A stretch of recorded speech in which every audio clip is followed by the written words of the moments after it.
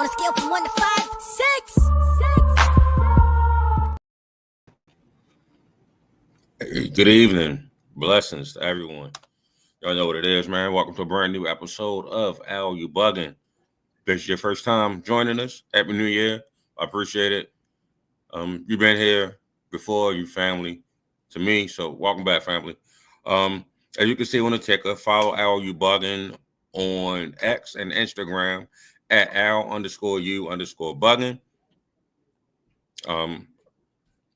I do live tweet on there during a Sunday night game. So, this Sunday night we got the Lions, we got the Vikings matching up. So, definitely gonna be live tweeting for that game. So as it stands though, I appreciate you guys for joining. Shout out to my Silent Talk family, Herb, John, Tay, what up, brothers? But let's get right into it. Pro Bowl selections have been announced. The Pro Bowl selections have been announced for this year. And the Ravens lead the league with 9 Pro Bowlers, 4 starters. Quarterback Lamar Jackson, Derrick Henry, Pat Ricard, Zay Flowers, the first Ravens rookie drafted. The first Ravens receiver drafted to make the game. Shout out to Zay. Tyler Linderbaum, Nnamdi Madubuike, Rose Smith, Marlon Humphrey, and Kyle Hamilton. And out of those players, 4 of them are starting the game. And Detroit Lions came in second with the 7th most players. The Vikings got the 6th. Came in with the 2nd most players with 7. Minnesota Vikings got 6 players. The Eagles got 6 players as well. Kansas City Chiefs, the champs and first seed of the AFC, has 5. And the Dallas Cowboys also who missed the playoffs. The only playoff team with 5 or more Pro Bowlers. The only team that's not in the playoffs with 5 or more Pro Bowlers is the Cowboys. And you know how that go. They're the most popular team, so why wouldn't they have, 5 Pro Bowlers on the down year? But to go through the rosters and who I believe might have been slighted. At quarterbacks, you got 3 for the AFC and for the NFC. On the AFC side, you got Josh Allen, Joe Burrow, and Lamar Jackson. All 3, if all 3 of these teams were in the playoffs, all 3 of these quarterbacks would be in the running for MVP. So I have no quarrels there. Pat Mahomes has had a down year by Pat standards. He's still top 10 in damn near everything, but to Pat standards, he's having a down year. So people want to say that he was slighted. Listen, I don't believe any of these 3 is going to be in the Pro Bowl games. Believe one of the 2 that's in the playoffs, I believe, have a good shot. But actually, both teams in the playoffs have a good shot of making it to the Super Bowl. So we'll see how that goes. And so that that eliminates one of them. So the alternate is going to go, and I believe he's the second alternate. I believe Pat's the second alternate if he's not in the Super Bowl. But yeah, so a hot take with the flag football style of Pro Bowl. I don't know if these quarterbacks going to show up, honestly, but they can't afford to have players opt out of the Pro Bowl. But back to the rosters, 3 running backs: Derrick Henry, Joe Mixon for Houston Texans, and Jonathan Taylor for Indianapolis Colts. All 3 of those are the running backs. Fullback, you only have one, is Pat Ricard, Pancake Pat. Wide receivers, like I mentioned, Zay Flowers being the first Ravens drafted receiver to make the Pro Bowl. So Shout out to Zay, but you also got Nico Collins, Jerry Jeudy, and Jamar Chase are the 4 wide receivers. At tight end, Ricky Brock Bowers from the Raiders made it. Travis Kelce made it. Offensive tackles, you got 3, Deion Dawkins, Laramie Tunsil, and Rashawn Slater. Ronnie Stanley is also one of the alternates. So if Buffalo does make it to the Super Bowl, you got, Josh Allen that won't be playing, obviously, and Deion Dawkins won't be playing. Ronnie Stanley will get that spot. Offensive guard, you got Quentin Nelson, you got Joe Thuney, and Trey Smith from the Kansas City Chiefs. So 2 of the 5 players for the Chiefs was at guard. 3 to 5 players for the Chiefs is on the offensive line. So the centers, Creed Humphrey and Tyler Lindenbaum. And then you got, like I said, you got tight end Travis Kelce, and then defensive tackle Chris Jones also made it. So those are the 5 Kansas City Chiefs that may or may not be playing in this game. Defensive end, you got Myles Garrett, Trey Hendrickson. Both of them lead the league with 14 sacks, and Max Crosby is the 3rd. Cam Hayward, along with Chris Jones and Nnamdi Madubuike. And then outside linebacker, Nick Benito from Denver Broncos, T.J. Watt for the Pittsburgh Steelers, and Khalil Mack for the LA Chargers. Inside backer, you got Roquan Smith from Baltimore, and then you also got Zaire Franklin from Indianapolis Colts. Your corners, Stingley and Surtain, Marlon Humphrey, Denzel Ward, Minkah Fitzpatrick is your safety, and then you got Kyle Hammond and Derwin James also playing safety. All right. And then on the NFC side, like I said, the Lions got 7 players, including quarterback Jared Goff, Jayden Daniels, the rookie made it, and Sam Darnold. Running backs, you got Saquon Barkley, Jahmyr Gibbs, and Josh Jacobs.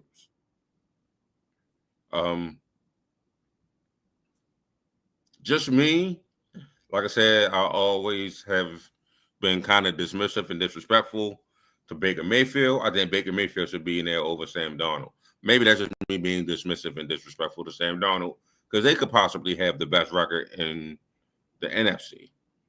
So I feel like Baker might have been snubbed out there. Lord, that's a tongue twister. All right, Kyle Juszczyk. So 2 former Ravens, or 2 Ravens. Kyle Juszczyk now plays for the 49ers. The fullback. You got Pancake Pat and Kyle. That's damn near every year. 5 receivers: Justin Jefferson, Amon-Ra St. Brown, CeeDee Lamb, and Terry McLaurin. Tight ends, you got George Kittle and Trey McBride. Shout out to Trey for having 100 catches and 1 touchdown. So shout out to Trey. Trey made it. You got Lane Johnson, Penei Sewell, and Tristan Wirfs at your tackle. Landon Dickerson and Tyler Smith and Chris Lindstrom as your guards. That line is ridiculous. Frank Ragnow and Cam Jurgens as your centers. Yeah, the offensive line is ridiculous. Ain't no way. That offensive line is crazy. Nick Bosa and Micah Parsons are your defensive ends with Rashawn Gary. Interior linemen, Jalen Carter, Dexter Lawrence, and Vita Vea. Outside backer, Jonathan Grenard, Andrew Van Ginkel, both for the Vikings, and Jared Verse, the rookie from the Rams. I think he's defensive rookie of the year, so it's only right to get in there. Inside backer, Fred Warner, and Zach Bond. Corners, you got Jalen Johnson from the Bears, Byron Murphy from the Vikings, J.C. Horn, Carolina Panthers, and Devon Witherspoon from Seattle. Free safety, Xavier McKinney, and your safeties are Buda Baker. Your strong safeties are Buda Baker and Brian Branch. So that's some great rosters. Like I said, not too many people, I believe, was snubbed, quote unquote. But again, Pro Bowl is fan voting, coach voting. player voting. So no, coach media, fan media, and coaches. Sorry, fan media and coaches for the Pro Bowl. So I don't believe any players were snubbed too crazy, but an all-time snub by his own coach.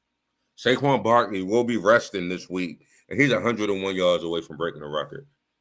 Now, people have been up in arms about this record, saying, "Oh, he has an extra game than Eric Dickerson." Eric Dickerson did what he did in 16 games. Yes, this is true. Eric Dickerson, great running back. You know, the goggles is legendary. High socks, all that good jazz. Jerry Curl, all that. So ED, one of the all-time favorite backs. You know, the face mask. I wasn't even a running back, and I wanted the goddamn Dickerson. Pause. The face mask. But so shout out to him. But he also broke the record, and the only running back in 14 games to break 2,000 yards is O.J. Simpson. I know people want to erase him from the lexicon because of what he supposedly did or was found innocent of doing or found not guilty of doing. But rest in peace, OJ got 2,000 yards in 14 games.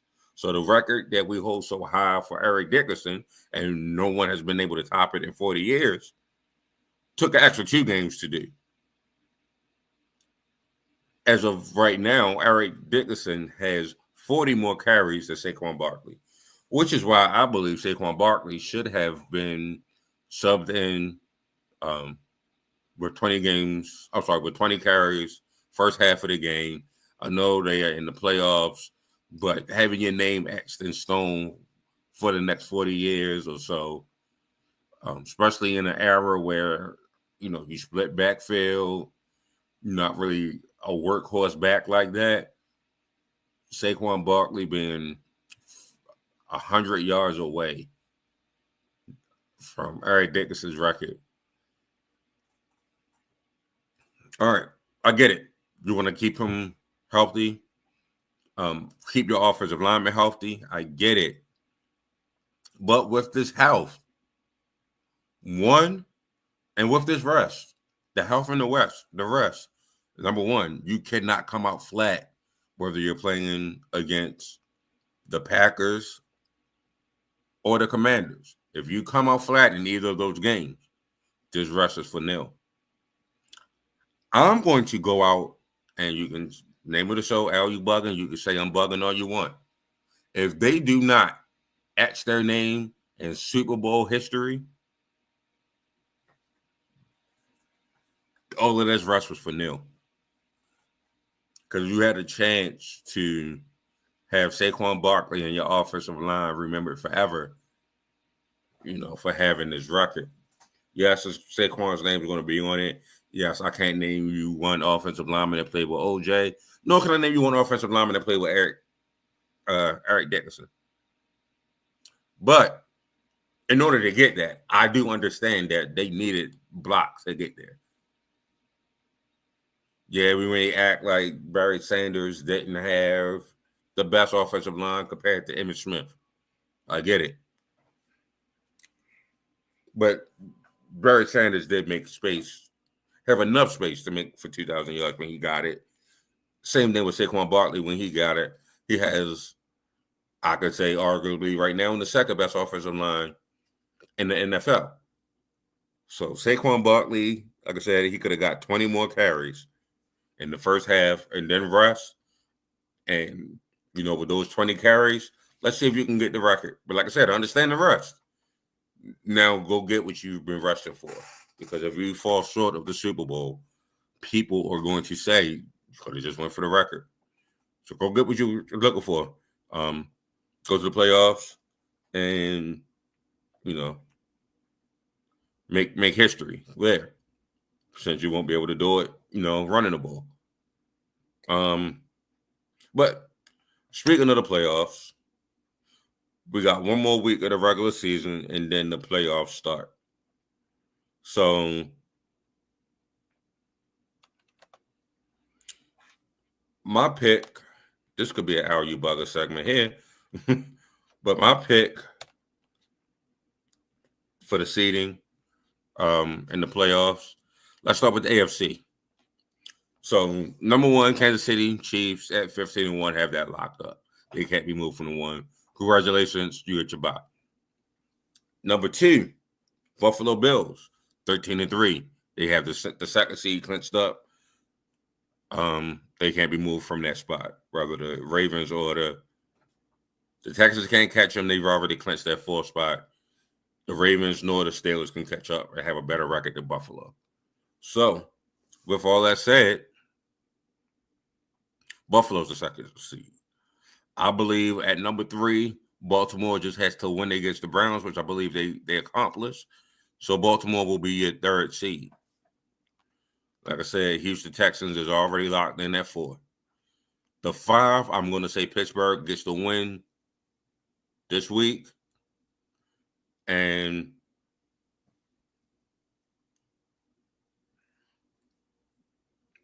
I believe Pittsburgh going to get the win this week against the Cincinnati Bengals and eliminate the Bengals.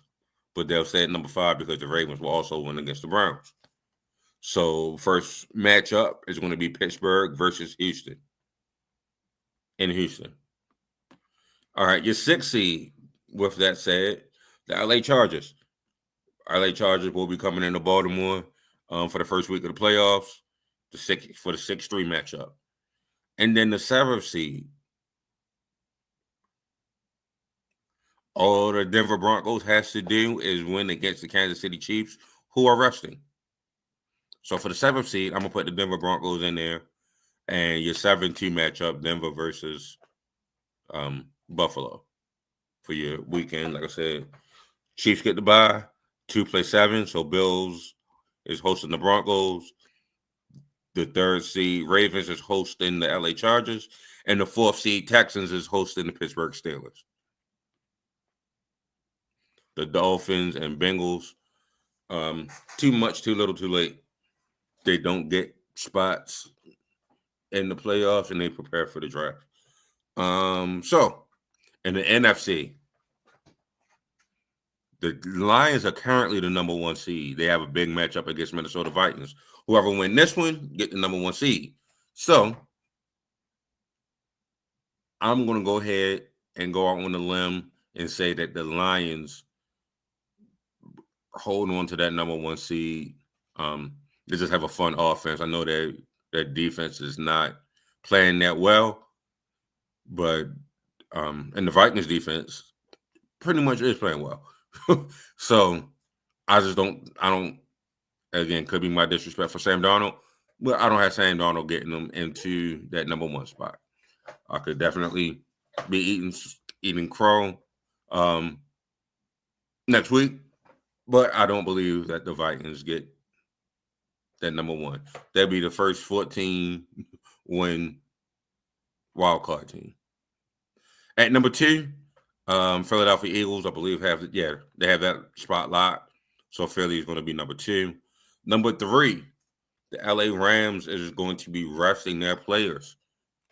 This could drop them to number 4 because they're playing against the Seattle Seahawks. This could drop them to number 4 if Seattle goes out there and, for some odd reason, plays this game with all their players and all that good stuff. So I'm going to put the winner of the NFC South right now is currently Tampa Bay. And I believe they're going to get it. I believe they're going to get the 3 seed, and then the Rams will take the 4. So Rams will be playing up against Minnesota as the 4-5 matchup.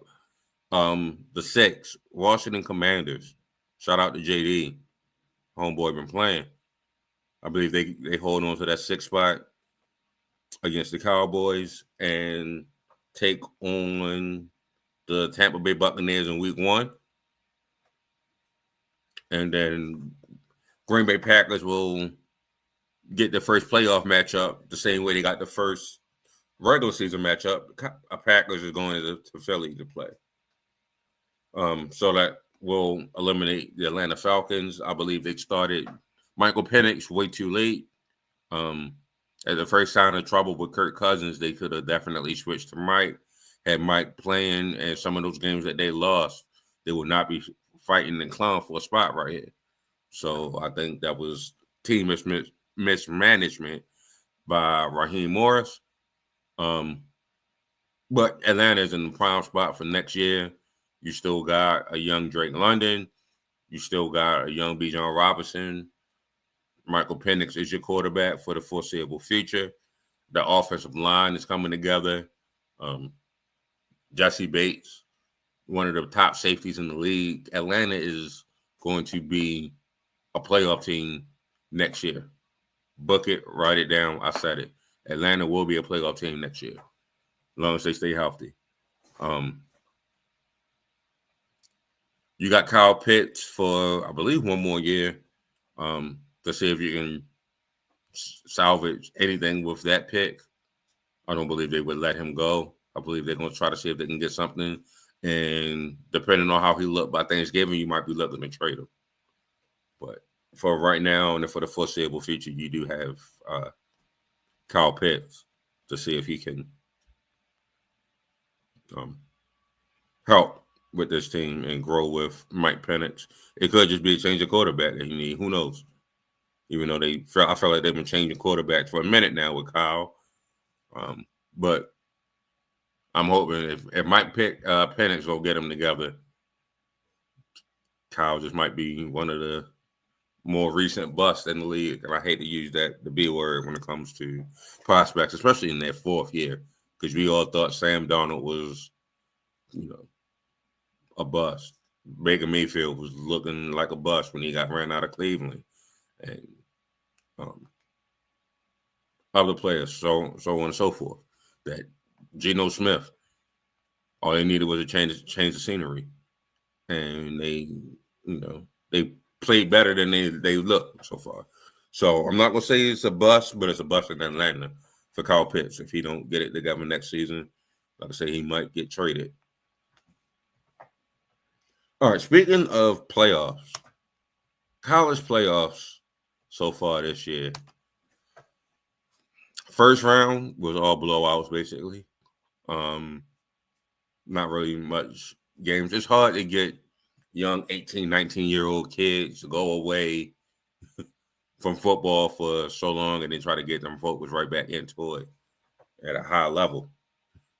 So I think that played a part in how the first round looked at the playoffs. The second round, however, all of the bye teams, so the first 4 seeds are eliminated. Every team that got a bye was eliminated that very first weekend. Like I said, it's tough to get kids to go away and lose focus on football and playing football every day and then try to ramp it right back up. So the Final Four is here. You got Notre Dame. You got Texas.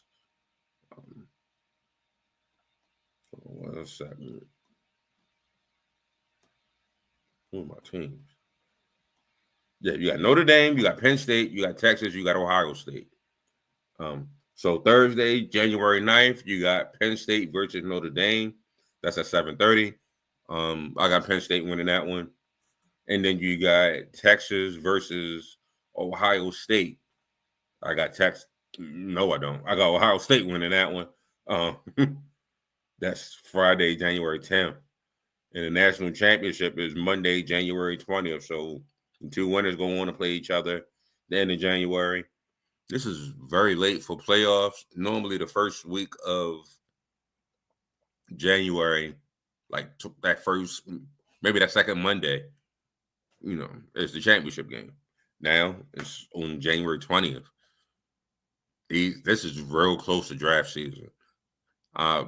Pray the Lord's covering over all of these student athletes this close to draft season, because you could be talking about a difference between millions if, God forbid, not on,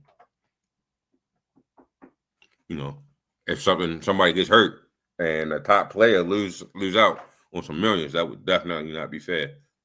But like I said, I got Penn State and Ohio State in your championship game on January 20th. And I'm going to go with Ohio State being the winner of the national championship this year. Everybody wanted to get rid of Ryan Day after he had that misstep against Michigan and constant missteps against Michigan. Hey, I get it. Every time John Harbaugh loses to Pittsburgh, I get it. Had to take an unnecessary shot at John, but that's what it is. I get it.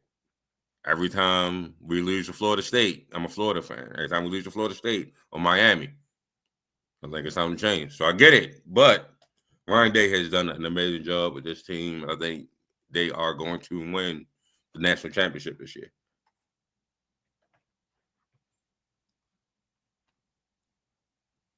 All right. I don't have much more on this show. So I'm going to go ahead and wrap it up right here, y'all. I appreciate you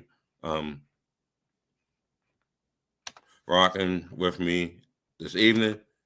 As you see on the ticker, follow Al You Buggin on X and Instagram at Al_U_buggin. Should I go? No, I'm gonna go to the schedule because you don't know who playing, who not. It's not that big of a deal. Oh, I know what I wanted. Y'all hold on 1 second for me. Exactly. I wanted to see what's the draft order so far. If it stays how it is. I know if the Patriots lose, they are the number 1 pick. But right now, your top 10 is New England Patriots. They're playing against Buffalo Bills, who aren't playing anybody. Tennessee Titans playing against the Texans. I don't know who else is playing from the Texans. Your 3rd pick would be Cleveland Browns. Your 4th pick would be the Giants. 5th would be Jacksonville Jaguars. 6th, the Carolina Panthers. 7 is the Jets. 8th is the Vegas Raiders. 9th is the Chicago Bears. And 10th is New Orleans Saints. So let's just say it stays like that. Like I said, if New England loses against the Bills, they are the number 1 pick this April in the draft.